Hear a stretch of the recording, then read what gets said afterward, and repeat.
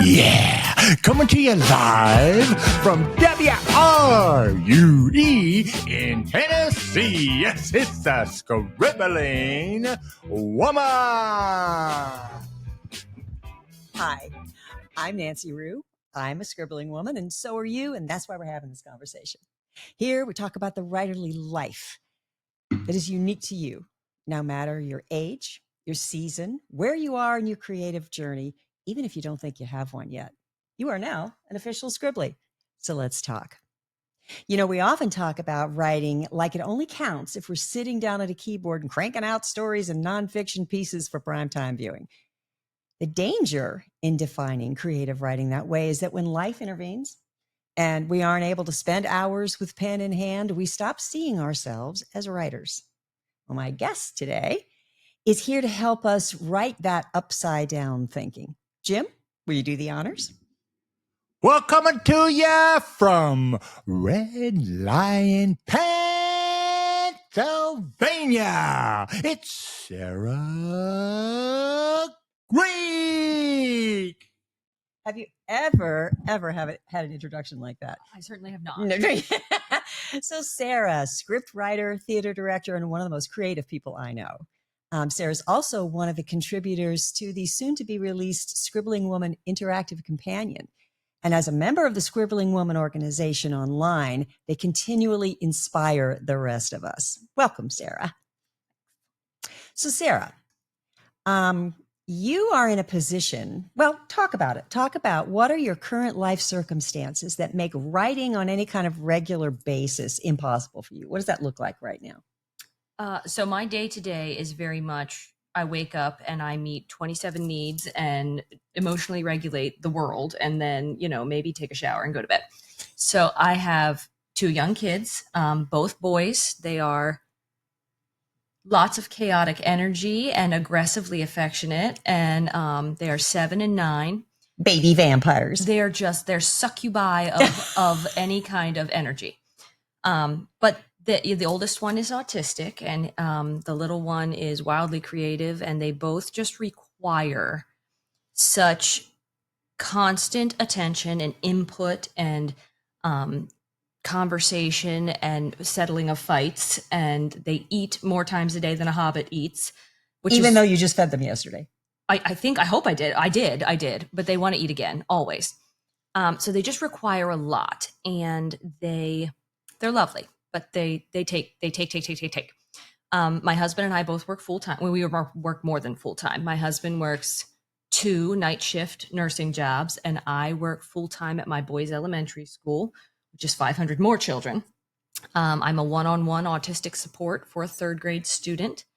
And so we get up and we do our morning and we go to school, and I'm at school with them doing this thing. And I come home from school and we do our homework and our afternoon and dinner and baths and WWE SmackDown at least 4 times, a big old Nerf gun battle. I try to see my husband for a second. He's out the door to work. And then, oh my goodness, it's bedtime and I'm exhausted.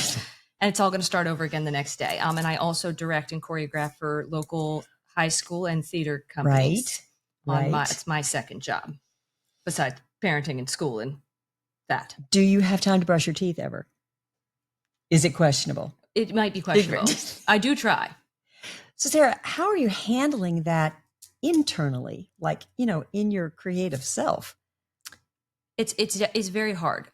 Being creative fills up your reservoirs. Right. But all the take of life empties those reservoirs. So even if you do manage to kind of scrape together an hour somewhere, or no, God, not an hour. You're never going to get an hour. That's ridiculous. You manage to scrape together. Someone has died if you have an hour. Something's gone wrong. Yes. If I get in 5 minutes or 10 minutes, or I go, dinner's in the oven, the kids are, watching a TV show, I have a second and I sit down to do something creative. It's like trying to turn over a car that won't start. Like there's just nothing there. Which is really frustrating because the want to do it doesn't go away. You want to be creative. You know that you'll feel better if you can be creative, but it's like, oh my goodness, I want to bake a pie. What a lovely fall day. Mm-hmm. It's gorgeous. I'm good at pie making. Here we go. I think I shall go make a pie. And then you open up your flour container and guess what? It's empty. No pie for you. So I'm so sorry that you want to make a pie and you're really good at it and it would taste good when you're done. You can't. You've got nothing that you need in order to do that. So I can have ideas and I can have the want to do it, but the spoons are gone. Yes. Like there's just no, I'll say, creative currency. There's no emotional and mental room Good way left to to put it. access it. You can't even put any in the bank for later. No, because I would have to use up that 5 minutes to bring down the stimulation level enough to even tap in. And then the 5 minutes is over and someone is trying to kill themselves again and I've got to go. And you can't just let them duke it out. Because then we'd be in the ER constantly. Well, we'd be in the ER, right, yeah. Right. You'd be on the 6 I'd have to o'clock write in news. the ER. Yeah. But it is very clear to all of us who know you that you are still exercising your creativity in this in-between time, right? How are you doing that? So I think we'll stick with the flour pie analogy. Okay, If I okay. can't make a pie, even though I want one, Right. I still have to sustain myself somehow. So I'll scrounge around for leftovers and make soup. So I will take any leftover time or scraps of energy that I can possibly find and do something. That's usually pre-writing. So thinking, Tell us what that means. Pre-writing in terms of like, maybe I have this big story. I don't have the mental energy to sink into how do I want the scene order to go, or how do I want that character arc to go, or anything like that. But I can think on what would my character do in this situation, or I can think lightly on setting or something like that. So a lot of times that'll be while I'm cooking, or if I'm not interrupted. I do a lot right before I go to bed. I lay down, I turn everything off, and I know that it's going to take me a minute or two to de-stress enough to go to bed. So I'll just let my mind do pre-work in that time. What do you want to think about? Let's think about that scene that you were thinking about and kind of let it play out in my head. I can't always hold on to all of it. I don't have the energy to write it down. If I went and sat at my desk at that point, I'd be dozing off and probably knock my computer over. Fall down the stairs. So this allows me to both say, you need rest, you need to go to sleep.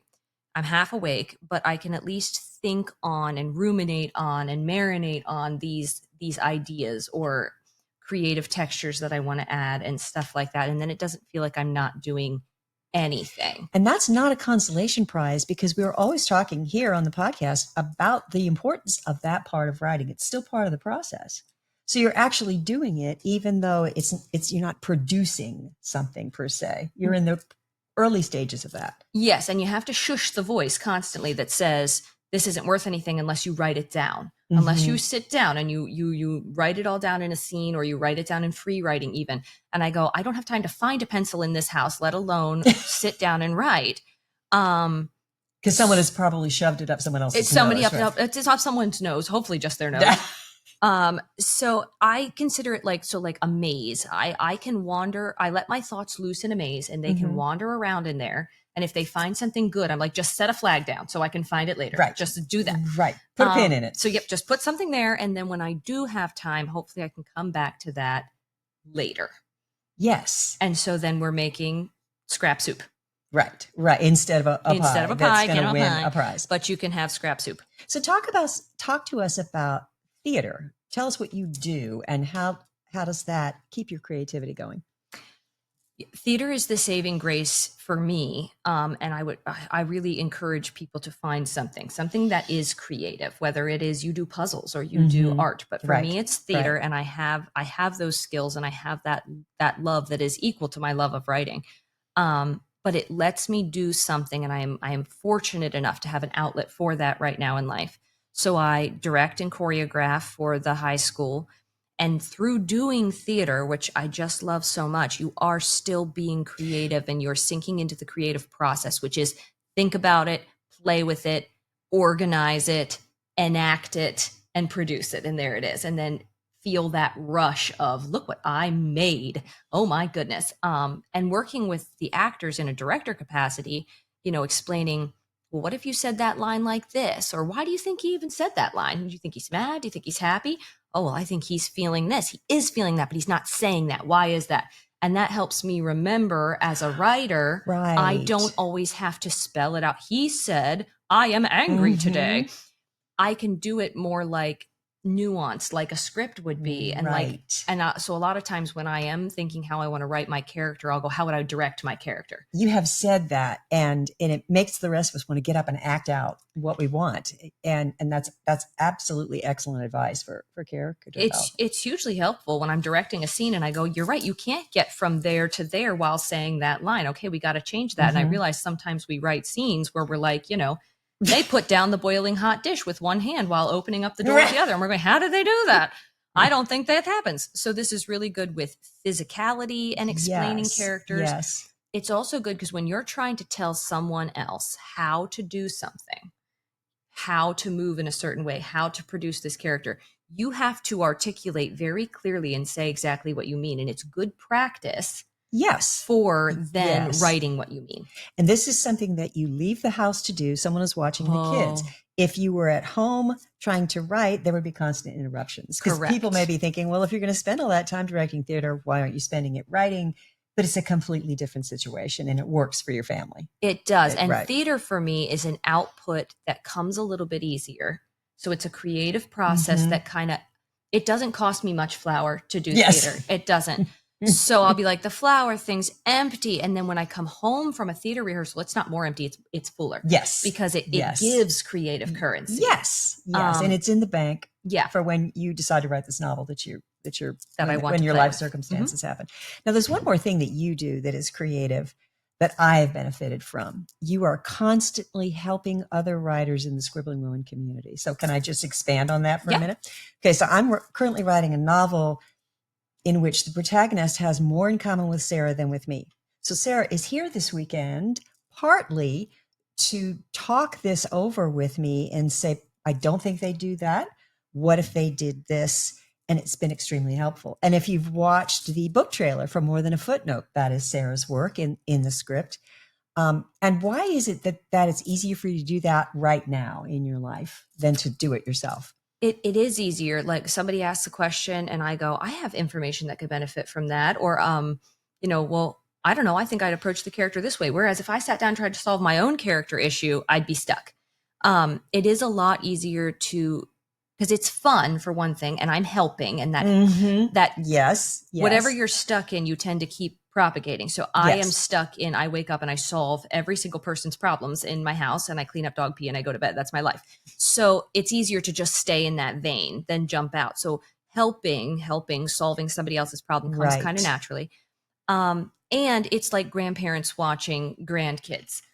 You can have a great amount of fun. You can give them some maybe nourishing food, some pie, and then you send them home and you don't have to make any of the hard decisions. You don't have to figure out how to raise them and what college are they going to go to. Exactly. And that's what's nice is when I get to just pop in and offer a bit of assistance and pop back out, it's just creative playtime. I'm not responsible for that project. So it takes all the heaviness off of it. Exactly. But it also adds flour to the flour jar. Like when I am done helping someone, I go, I'm feeling kind of creative now. I kind of want to go play with one of my friend characters and see what I can come up with. Because the rest of us are saying, you are awesome. Oh my gosh. There are times when I think I need a Sarah fix right now. So yeah, it does help a lot.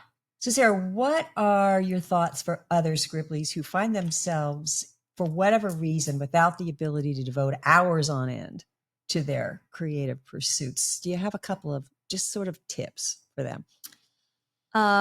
Yeah. So I'll come back to that concept of creative currency. Anything that you can bank that feeds the creativity and keeps it going and helps you remember, like, you can do this. You're good at this. This is still a part of you. You're not wasting time. You're not losing time. Everyone else isn't getting better while you're getting worse, kind of a thing. Like, find something creative in any way, even if it's coloring or just something that feeds or cooking that feeds the creative process, where you go, I can do start to finish creative processes. I can. Yes. Sometimes I will write an email and I will look at my email and I will go, that is a really well penned email. I am a good writer, and just don't brush those off as nothing. Hold on to them. That's currency. Right. So I made a good email. I colored a beautiful picture. I reframe things for my children all the time. I help them reframe emotional situations and go, well, actually, what if while I'm doing that, I'm going, you're good at this. You are artistic. You are creative. That's how you would do things for a character. don't throw those experiences away. Because your whole Keep life that. is creative. Yeah. I have gotten texts from you that I've thought, I'm going to write this down. This is brilliant. Really, for real. And we're saying all of this, not this is the way it's always going to be. This is an in-between time. And the time will come when your boys are grown, you'll have a different job, and you'll be able to let your nervous system settle down, and then it'll still be there because of what you just talked about. Right. Yes. And therein, that's another point for people in this space, is that when you get a hot 5 seconds, you don't always have to devote that to a writing exercise. You don't have to go, okay, now I've got to immediately jump into my mental writing mindset. Even if you use that 5 hot seconds for self-care, because if we're too raggedy taggedy at the other end of this middle, then I don't even know that we're going to want to. Even when we have the time, I don't know that we will want to, because we have been torturing ourselves to do it when we couldn't do it. Exactly. So take that time for self-care, work on techniques to calm your nervous system after all the stuff going on at this phase of your life has got you spun up. Yes. If you learn how to unspin quickly, then even if you then go, oh, well, that was all my time. Now I didn't even get to do anything. But that's really going to help when the landscape shifts. Good. Yes. And you are not a hot freaking mess. Exactly. Because we're creative beings. It's as much a part of who we are as our brown eyes or our athleticism or our hatred for onions. Life may be preventing us from producing a novel or a poetry collection or a screenplay right now, but it simply cannot erase our creativity. We're writers in our souls, and our souls are asking us to acknowledge them in whatever way we can. And doing that is a creative act in itself. Sarah, you have been amazing. Couldn't have said it better myself, which is why you're here.